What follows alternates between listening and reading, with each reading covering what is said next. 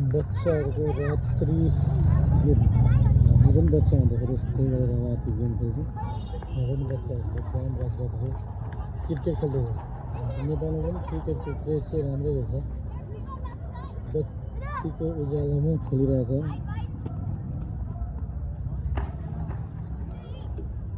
bowling गर्ने team यता छ बल कतै गयो त्यो चाहिँ थाहा बुझेर खेल्दैछ बल उता गइरहेको ठिक छ अब बलिङ गर्दैछ भाइले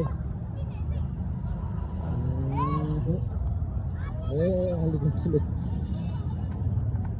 सानो भाइ क्याच गर्न गइरहेको बल खोज्दैछ